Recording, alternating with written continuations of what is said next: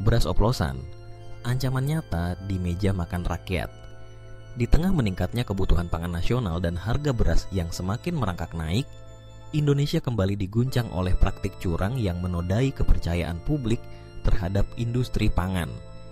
Bukan soal impor, bukan pula karena gagal panen, melainkan karena ulah segelintir produsen yang dengan sengaja mengoplos beras, menipu konsumen dari rak-rak minimarket hingga supermarket. Fenomena ini bukan hanya menyangkut etika bisnis, tetapi juga berdampak sistemik pada ekonomi nasional dan kesejahteraan rakyat kecil. Skandal yang mengemuka. Menteri Pertanian Republik Indonesia, Andi Amran Sulaiman, mengungkapkan fakta mengejutkan. Ratusan merek beras yang beredar luas di pasar ternyata tidak memenuhi standar mutu yang berlaku. Bahkan dari hasil investigasi yang dilakukan Kementerian Pertanian bersama Satuan Tugas Pangan, terungkap bahwa sebanyak 212 merek beras telah melanggar berbagai ketentuan, mulai dari ketidaksesuaian berat kemasan, pemalsuan label kualitas, hingga komposisi beras yang tidak jujur. Ironisnya, banyak dari produk ini dikemas dengan label beras premium, namun kenyataannya berisi beras kualitas biasa, bahkan kadang di bawah standar. Modus yang digunakan tampaknya sederhana tapi sangat merugikan. Mengurangi berat dari yang tertera di kemasan, misalnya mencantumkan 5 kg, padahal isi sebenarnya hanya sekitar 4,5 kg. Perbedaan setengah kilogram ini, jika dikalikan dengan harga beras premium dan didistribusikan secara masif ke seluruh negeri, menghasilkan angka kerugian yang luar biasa. Kerugian triliunan rupiah. Dalam pernyataan resminya, Menteri Amran menyebutkan bahwa praktik oplosan dan pemalsuan kualitas ini menyebabkan kerugian ekonomi nasional hingga mencapai sekitar 99 triliun rupiah per tahun. Jika dibiarkan terus terjadi selama 5 hingga 10 tahun ke depan, total kerugian bisa mencapai 500 hingga 1000 triliun rupiah. Sebuah angka yang mencengangkan, apalagi untuk sektor pangan pokok yang menjadi tulang punggung keseharian masyarakat Indonesia. Dampak dari praktik ini tidak hanya dirasakan dalam bentuk kerugian finansial semata. Ada efek domino yang berbahaya, mulai dari terganggunya rantai pasok pangan, menurunnya daya beli konsumen karena merasa dikhianati, hingga potensi jatuhnya harga gabah petani akibat permainan kotor produsen beras. Tindakan tegas pemerintah.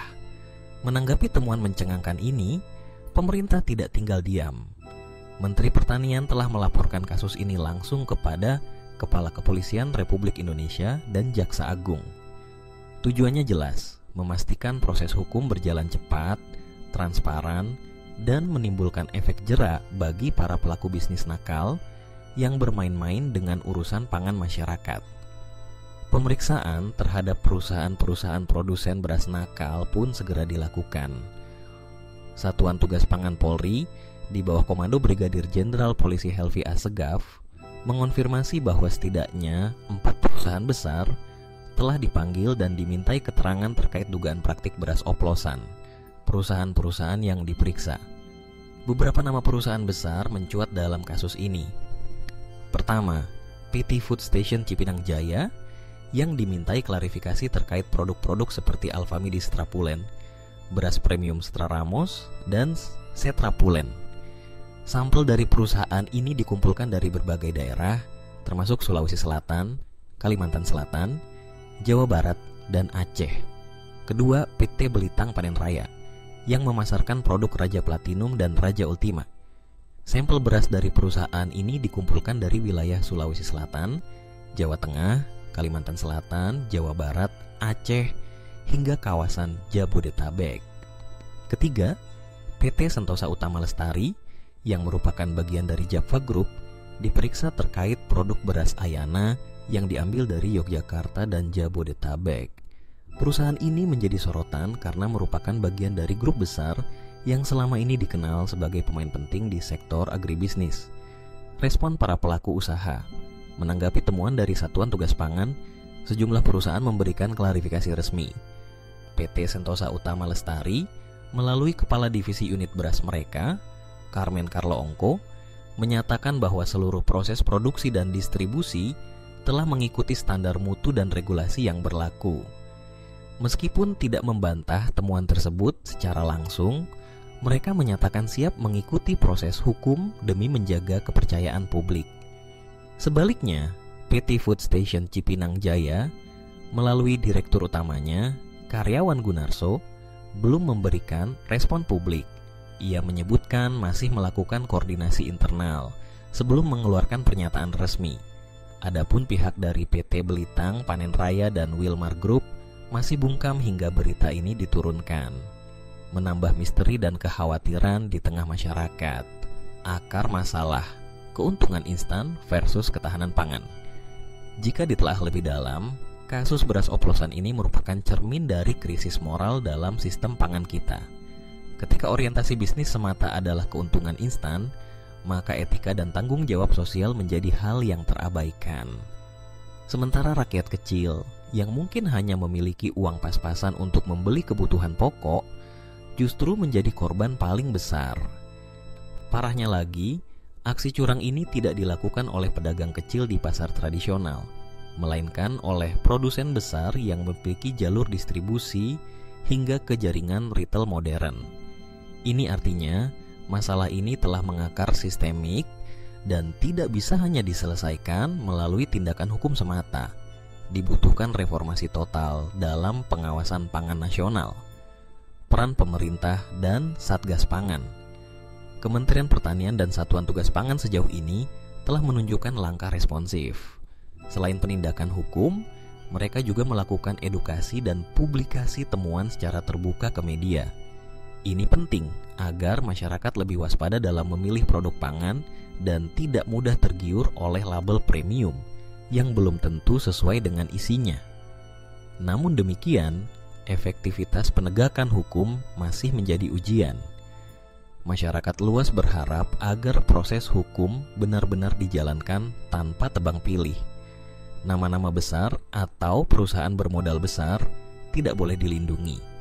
Jika terbukti bersalah, mereka harus menerima sanksi setimpal, termasuk pencabutan izin usaha dan denda dalam jumlah besar. Dampak sosial dan psikologis. Skandal beras oplosan ini juga berdampak pada psikologi publik. Rasa percaya masyarakat terhadap sistem pangan nasional kembali tercoreng. Di tengah berbagai krisis yang melanda, mulai dari kenaikan harga kebutuhan pokok hingga ancaman inflasi, masyarakat kini juga harus khawatir soal keaslian dan kejujuran produk yang mereka konsumsi setiap hari. Bayangkan jika seorang ibu rumah tangga dengan anggaran terbatas membeli beras yang diklaim premium namun ternyata oplosan. Bukan hanya soal kerugian finansial, tapi juga persoalan gizi keluarga, kualitas makanan, dan hak konsumen yang dilanggar. Hal ini bisa memperbesar ketimpangan sosial, karena rakyat kecillah yang paling rentan menjadi korban. Langkah selanjutnya, reformasi pangan nasional. Kejadian ini harus menjadi momentum untuk melakukan reformasi menyeluruh terhadap pengawasan pangan nasional. Pemerintah perlu memperkuat pengawasan terhadap industri pengemasan dan distribusi bahan pokok dengan mewajibkan sistem pelabelan yang transparan dan dapat dilacak. Teknologi seperti blockchain bahkan bisa mulai diperkenalkan untuk memastikan keaslian produk dari hulu ke hilir. Di sisi lain, masyarakat juga harus didorong untuk lebih kritis dan selektif dalam memilih produk pangan. Edukasi publik tentang cara membedakan beras asli dan palsu, mengenali label yang menyesatkan, serta pentingnya membeli dari produsen yang terpercaya menjadi penting dalam membangun ketahanan pangan berbasis kesadaran konsumen. Penutup, skandal beras oplosan ini bukan semata soal beras, melainkan tentang bagaimana sistem pangan kita bisa disabotase oleh kepentingan segelintir pihak demi keuntungan pribadi. Negara tidak boleh kalah dalam urusan pangan. Jika keamanan makanan pokok saja tidak bisa dijamin, maka apalagi yang tersisa dari perlindungan terhadap rakyat. Dengan kerugian 99 triliun rupiah per tahun, skandal ini harus diproses secara cepat, tuntas, dan tegas. Tidak boleh ada ruang untuk kompromi dalam kejahatan pangan, karena pada akhirnya keadilan pangan adalah bagian dari keadilan sosial, dan beras bukan sekadar butiran putih, tapi simbol kehidupan jutaan rakyat Indonesia.